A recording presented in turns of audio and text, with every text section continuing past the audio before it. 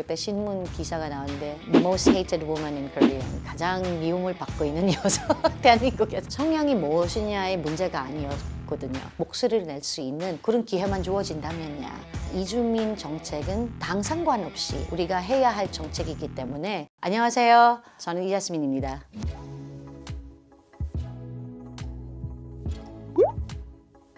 제가 국회 2012년도에 들어가기 전에 어떤 경제학자가 저한테 그렇게 얘기를 했었어요. 너는 큰일 나겠다 하고 그러더라고요, 저한테. 왜요? 경제 전망이 좋지는 않다. 경제가 안 추우면 안 추울수록 사람들은 다 그런 사람을 잡게 마련이다 보니까 동정심의 대상이었는 이주민이 갑자기 메인스트림으로 1%도 안 되는 그런 사람들이 국회의원이 된다는 게 그 자체가 그렇게 굽지만 않게 보일 것이다. 물론 정책적으로 다문화 가족 지원 센터도 있고 그런 게 굉장히 좋지만 사람들의 시선이 굉장히 많이 차가워졌어요. 그게 가장 많이 느꼈어요. 옛날에는 사람들은 그냥 궁금했어요. 어떻게 왔어요? 언제 왔어요? 누구랑 왔어요? 이런 질문뿐인 거거든요. 한 10년, 15년, 20년 지나니까 그 질문이 뭐라고 바뀌었냐면 왜 왔어요?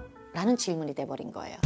필리핀에서 남편을 만나서 1년 반 정도 연애를 하고 난 후에, 연애하도 오래된 일이라서 25년 전이었어요. 1995년 결혼식을 올렸을 때 남편 가족이 하나도 안 왔어요. 아무리 결혼식에 찾아오지 않았어도 인사를 해야 될 거 아니냐. 결혼하고 한 달에 한국으로 건너왔는데 지금 24년 차 인사 중입니다. 한국에 건너오자마자 가장 어려웠던 거는 제 나이 돌에 고등학생들이더라고요. 한국에 건너오니까 고등학생들이랑 친구를 할 수 없고 아줌마이다 보니까 슈퍼에 계시는 아줌마, 뭐 정육점에 계시는 아저씨, 이렇게 좀 약간 동네 분들은 저한테는 친구가 됐었던 KBS 러비나샤라는 방송에서 번역을 해달라고 그러는 거예요. 이게 필리핀에서 찍었던 영상이 있는데 번역해달라고. 거기에는 출연. 그래서 그때부터는 계속 사실상으로는 방송을 계속 해왔었어요. 만나기 시작했어요, 사람들이. 그래서 2008년도에 물방울 나눔회라는 이주 여성 모임을 만들었고요. 그렇게까지 생각을 안 했어요. 개모임이라고? 형태였었어요. 그러니까 한 번씩 방송을 통해서 만났던 이주 여성 너무 아쉬워서 한 번 모임을 만들어가지고 한 번씩 1년에 한 번씩이라도 좀 만나자, 모이자. 꿈드림 학교라는 그 학교를 운영을 하고 있는데 이주 여성이 학교입니다. 시작할 때마다 입학하기 전에 신청서를 나눴을 때 꿈이 뭐예요? 라는 그런 질문이 첫 번째 질문이에요. 어렸을 때 꿈은 뭐 이런 뭐 선생님, 간호사의 뭐 승무원의 뭐 굉장히 다양하거든요. 근데 지금의 꿈이 뭐예요? 라고 이렇게 물어보면 뭐 사회복지사, 동역사, 다문화 가족 지원센터, 뭐 종사자, 이게 제한이 돼버린 거예요. 그 수많은 꿈을 가지고 있는데 한국에서 왜 이거밖에, 자기 모이는 시야에 그거밖에 없는 거예요. 민주당 당연히 들어갈 거라고 만약에 기회가 주어진다면. 같이 활동했던 시민단체도 그래왔으니까. 근데 하필이면 제이가 새누리당에서 계속 왔었던 거죠. 그때 당시 잘 생각을 해보시면 한나라당이라는 이름을 먹고 새누리당으로 바뀌었었어요. 혁신, 쇄신, 그러니까 정말 새로운 거를 만들고 싶어서 기존에 있는 이미지를 가지고 있는 그 정당의 이미지를 벗어서 2012년도에 비례대표 라인업을 가장 칭찬 많이 받았던 당은 새누리당. 장애인 비례대표도 있고 최초의 달봉민, 최초의 이주민. 사람들은 그렇게 물어보더라고요. 그렇게 세트로 다 가지고 있는데 어떤 게 가장 걸림돌이 됐던 것 같아요? 어떤 게 가장 어려워요? 근데 첫 번째는 이주민이 되는 것 같아요.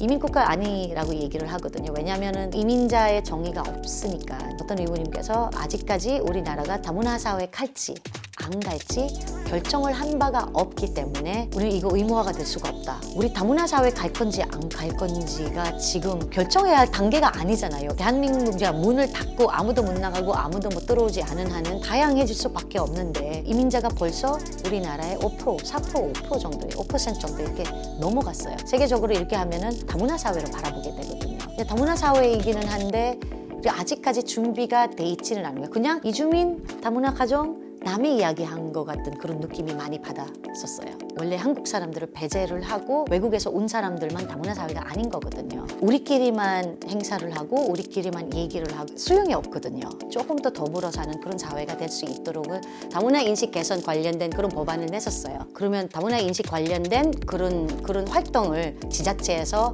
많이 할 거라고 생각을 했었어요. 1년 정도 그 법안을 내고 난 후에 지자체마다 다문화 인식 개선 관련된 사업들을 다 찾아봐라. 도대체 어떤 사업을 했느냐. 왜냐하면 국회의원 같은 경우는 대부분 법안을 만드는 그런 위치에 있거든요. 그 법안을 디테일하게 나올 수 없고, 그리고 그 시행하고 그 집행을 하는 거는 부처에서 하게 되는 건데, 부처가 얼마나 이해도가 가지고 있느냐에 따라서 그 사업에 나타나게 이만한 두꺼운 책을 왔더라고요. 어머, 엄청 많이 했구나. 자세히 보니까 막걸리 마시기 체험, 뭐 일회성 사업들밖에 없는 거거든요.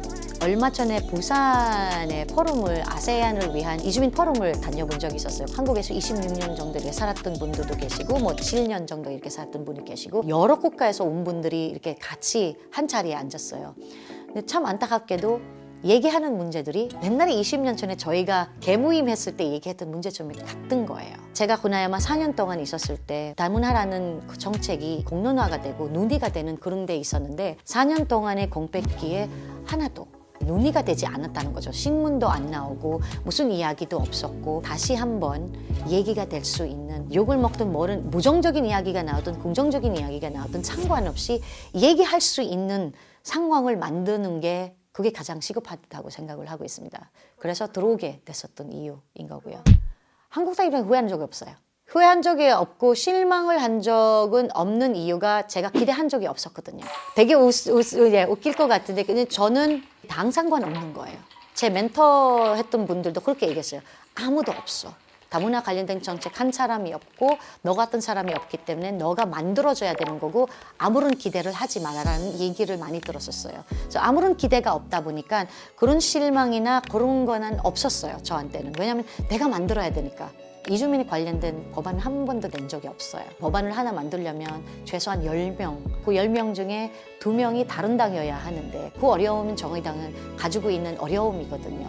혼자서 고군분투를 하는 게 보다 누가 나랑 똑같은 목소리를 내줄 수 있는 그런 사람들을 빌려했던 거고요. 이게 그렇게 느꼈었던 거죠. 설날음 위에 걷는 그런 느낌이기 때문에, 내가 잘못하고 이렇게 딱 삐딱하면 저 수많은 이주민들을 같이 거봐, 이주 여성 안 된다니까, 뭐 거봐, 이주민 안 된다니까 라는 그런 이야기는 다 듣게 될 거니까, 그게 계속 어깨가 무거웠던 거였었어요. 사실 국회의원 아니었더라도 시민단체에서 많이 활동을 하는 그런 사람들, 그리고 목소리를 더 많이 낼 수 있는 사람들을 조금 더 발굴을 해서 더 많이 힘을 같이 보태자고 라는 그런 얘기를 하고 싶어요.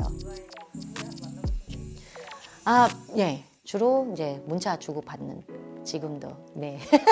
아들아 잘 있냐 하고 정말 각듯이 이렇게 답변을 엄마로들 아직까지 이렇게